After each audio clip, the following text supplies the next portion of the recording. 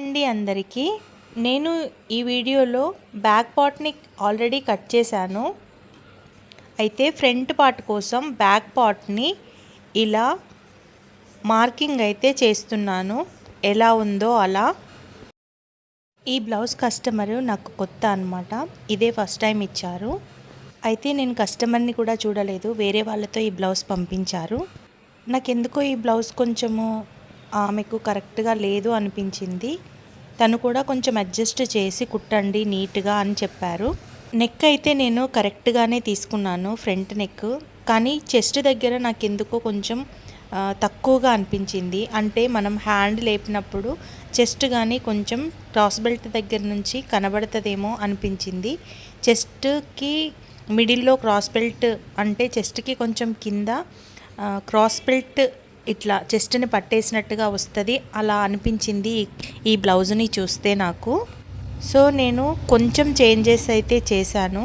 చూడండి ఏ చేంజెస్ చేశానో మీకు ఈ వీడియోలో క్లియర్గా చూపిస్తాను.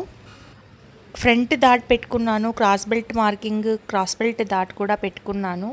ఇప్పుడు చంక దగ్గర డాట్ కూడా పెట్టుకున్నాను. ఇంకా ఫిట్టింగ్ దగ్గర కూడా చెస్ట్ పార్ట్ ఫిట్టింగ్ దగ్గర కూడా డాట్ పెట్టుకున్నాను. సైడ్ డాట్ కూడా పెట్టుకున్నాను. క్రాస్ బెల్ట్ కూడా మార్కింగ్ అయితే చేసుకున్నాను. అన్నీ మెజర్మెంట్ బ్లౌజ్ ఎలా ఉందో అలాగే నేనైతే ఇప్పుడు పెట్టుకున్నాను. కానీ నాకెందుకో కొంచెం చెస్ట్ షేప్ అనేది సెట్ కాలేదు అని అనిపించింది. అందుకే నేను కొంచెం చేంజెస్ అయితే చేశాను. ఈ వీడియో స్కిప్ చేయకుండా తప్పకుండా చూడండి. ఆ చేంజెస్ ఏంటో మీకు అర్థమవుతుంది. నా ఛానల్ని కొత్తగా చూసే వాళ్ళైతే సబ్స్క్రైబ్ చేసుకోండి. Pavani tailoring blogs. దయచేసి ఈ వీడియో ఈ టిప్ కనుక నచ్చితే లైక్ అయితే చేయండి. చెస్ట్ పార్ట్ వచ్చేసి చెస్ట్ పాయింట్ సెంటర్ పాయింట్ వచ్చేసి 10 ఉంది కదా. అయితే నాకు ఇక్కడ చాలా తక్కువగా అనిపించింది. అందుకే ఒక 1/2 ఇంచ్ అయితే ఎక్కువగా పెట్టుకొని మార్కింగ్ అయితే చేసుకున్నాను నేను. సో అప్పుడు చెస్ట్ అనేది పర్ఫెక్ట్గా మనకు కూర్చుంటుంది. క్రాస్ బెల్ట్ నీట్గా మనకు షేప్ తోటి వస్తుంది. సో నేను ఒక 1/2 ఇంచ్ దించి ఈ కటింగ్ అయితే చేశాను. ఒక్కసారి ఈ వీడియోని పర్ఫెక్ట్గా చూడండి, మీకు అర్థమైపోతుంది. మనం dot point centre dot point ఎంత పెట్టుకున్నామో, కింద డాట్ ఎంత పెట్టుకున్నామో క్లియర్గా ఈ వీడియోలోనైతే చూపించాను.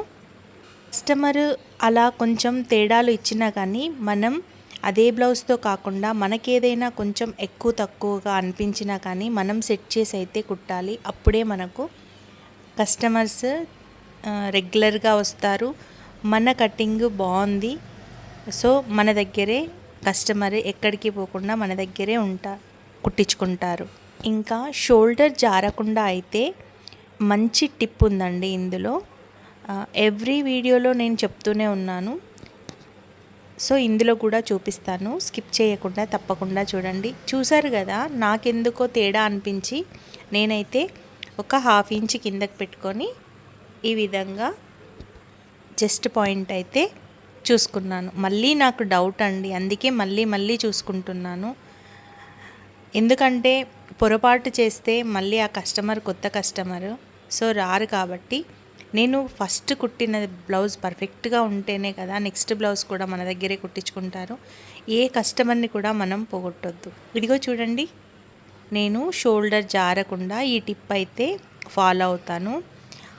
మీకు ఎంత లూజ్ ఉన్న బ్లౌజ్ కానీ షోల్డర్ మాత్రం అస్సలు జారదు. చూడండి, 1/2 ఇంచ్ నెక్కి ముందుకు తీసుకున్నాను, షోల్డర్కి లోపల తీసుకున్నాను. ఇలా తీసుకొని మనం నీట్గా రౌండ్గా నెక్ మార్కింగ్ వేసుకుంటే ఫ్రంట్ నెక్ కూడా చాలా రౌండ్గా వస్తుంది. షోల్డర్ అయితే మీకు అస్సలు జారదండి. చూడండి, అంత నీట్గా వస్తుంది మనకు ఈ బ్లౌజ్ అయితే. ఈ వీడియో కనుక నచ్చితే చిన్న లైక్ అయితే చేసి సపోర్ట్ అయితే చేయండి. మీకు ఏ విషయం కావాలన్నా, బ్లౌజ్లో ఏ డౌట్ వచ్చినా నేను తప్పకుండా మీకు క్లారిఫై చేస్తాను. నాకు కామెంట్ బాక్స్లో తప్పకుండా చెప్పండి, ఓకేనా? ఎలా ఉందండి కటింగ్? నా ఛానల్ పావని టైలరింగ్ బ్లాగ్స్ తప్పకుండా సబ్స్క్రైబ్ చేసుకోండి.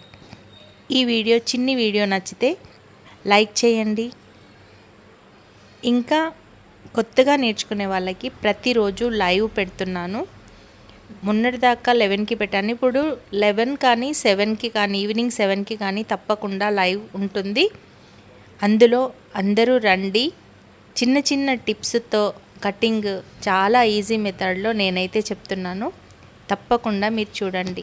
అయితే మనం ఒకటేసారి ఒక 3-4 బ్లౌజెస్ కట్ చేసినప్పుడు మార్కింగ్ ముందు దానికి ఉంటుంది కాబట్టి అలా మనం ఒక్కొక్క దానికి కరెక్ట్గా మార్కింగ్ వేసుకుంటే కుట్టేటప్పుడు చాలా ఈజీగా ఉంటుంది.